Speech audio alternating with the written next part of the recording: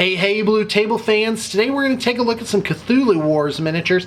Now you saw some of these on an earlier video, but I'm going to give you better and more information this time. And I gotta tell you, I'm just so excited about these figures. They're just awesome. You can buy them on eBay for about $80 to $120 for a kit that has probably 15 to 20 figures in it, but a lot of the figures are going to be relatively substantive. So let's dive right in. These are some new ones that I've done up recently. These are called Star Vampires. Now, before you get too excited, guys, this is just a very basic paint job. I'm usually just sort of ripping these guys out while I'm doing a role-playing game with my family and friends.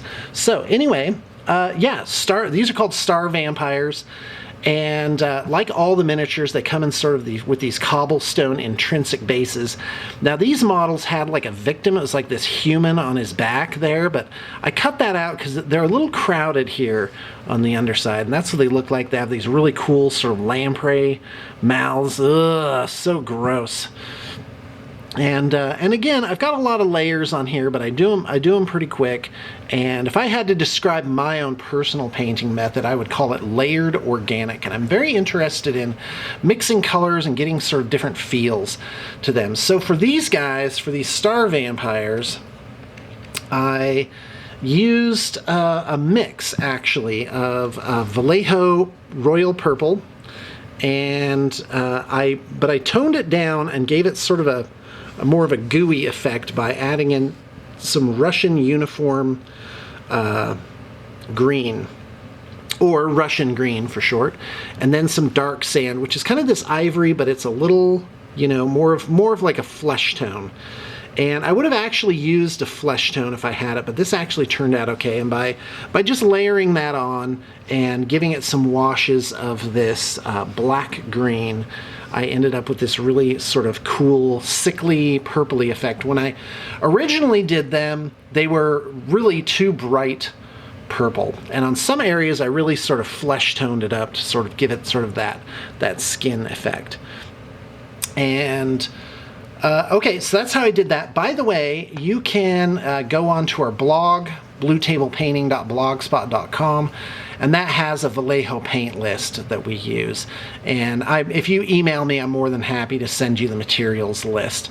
And it's about 50 paints at $3 a bottle. Let's say it's $150 cash out the door to get a whole set. And this is the very much perfected set of paints, and I highly recommend it. I've had a really good time with this, and I've had a lot of artists, hundreds of artists really, come through and give their 2 cents on it. Now, these are, what are they called? Stars? I want to say Star Spawn. No, Elder Things. Elder Things. And by the way, just for scale, before we keep going, that's about a human-sized figure compared to these guys. So they're pretty huge. And actually, these will make great Chaos Spawn, I think. In fact, a lot of these models will make great Chaos Spawn. And what freaks me out about these Star Vampires, they have like these big, weird, sort of Slender Man arms, which I think is really cool. So I painted up these 3 Star Spawn. Now, if you look at them against the Star Vampires, you can really see the difference in the tone. This is more of like a skin tone, and this is more of a bright purple, which is on purpose. And so this is basically just the purple mixed in with light flesh. And I just put on maybe 4 different layers, black washed, and then I did those liver spots in ochre, brown, yellow, something like that. And yeah, so those are the elder things. And by the way, I found this miniature today, just sort of floating around. This is not painted by me or Blue Table Painting, but this is sort of the Elder Spawn as they're described in the books by H.P. Lovecraft. And that's where Cthulhu comes from. So I think this is Grenadier. This is metal. These other ones are like Chinese plastic. And okay, well, let's move on. So real quick, I painted up these hunting horrors. these are some of my faves. I love everything about them. I can get this going. They have this carapace, this segmented carapace, the 4 wings. There's no eyes. You know, they hunt by echolocation. They have sort of these ventricles on their heads. And these models are just really, really, really super cool. And, of course, I collect these, put them in my D&D collection, and, you know, use them in my games. And then these are some that I've already done that maybe you've seen before. I don't know. This is Shub-Niggurath, who is like the goat god, the black goat. And then these are his spawn children thing. This is a figure for Nyarlathotep. So, yeah, Cthulhu Wars did a great job. They produced so many minis. I hope those guys just made bank off of this.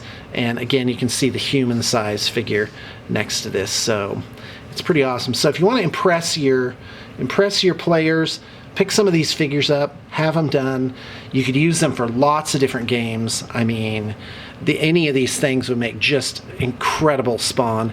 You could probably even do an Age of Sigmar or 40k army just out of these figures and do a Cthulhu themed army of some kind. I don't know, Slaanesh maybe, Slaanesh demons.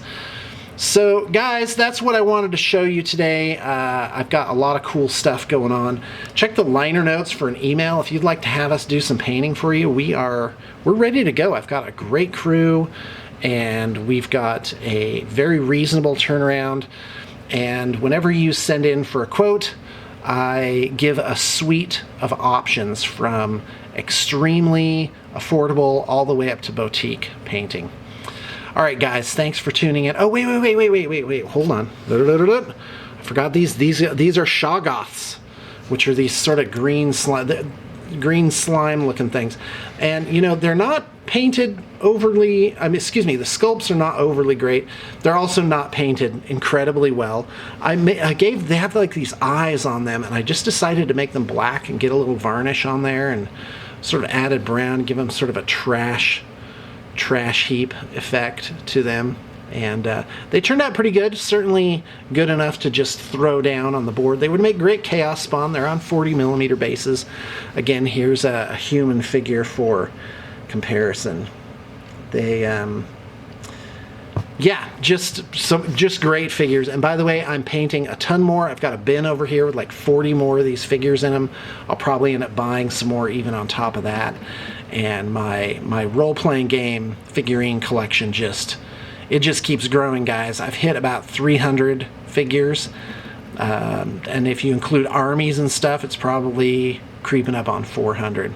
So loads of fun, and I hope you got your inspiration for the day.